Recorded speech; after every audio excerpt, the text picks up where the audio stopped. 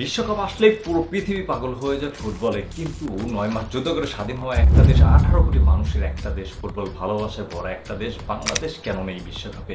যেখানে ৫ লক্ষ জনসংখ্যা নিয়ে ক্যাপাদের মতো একটা দেশ অংশগ্রহণ করছে এবারের ফিফা ওয়ার্ল্ড কাপে। এখন আপনাদের কাছে প্রশ্ন হচ্ছে, বাংলাদেশ কেন ফিফা ওয়ার্ল্ড কাপে চান্স পায় না? বিশ্বকাপে এলেই বাংলাদেশ দুই ভাগে ভাগ হয়ে যায়, কেউ আর্জেন্টিনা, কেউ ব্রাজিল, কিন্তু একটা দল নেই যেটা আমাদের নিজেদের।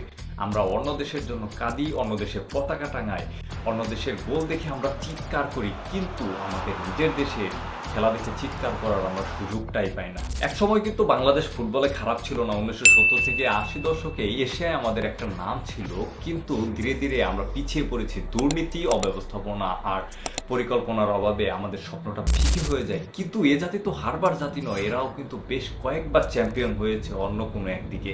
কিন্তু স্বপ্ন কি মরে যায়? যে দেশের বেশিরভাগ মানুষ ফুটবলকে ভালোবাসে, অন্য দেশের পতাকা টাঙিয়ে উল্লাস করে, কিন্তু তারা এখন আর অন্য দেশের পতাকা টাঙাতে চায় না।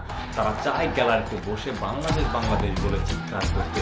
যেহেতু এবারের আসরে বাংলাদেশ নাই, সেহেতু আপনি কোন দলে সাপোর্ট করছেন অবশ্যই কমেন্ট করে জানাবেন। আল্লাহ হাফেজ।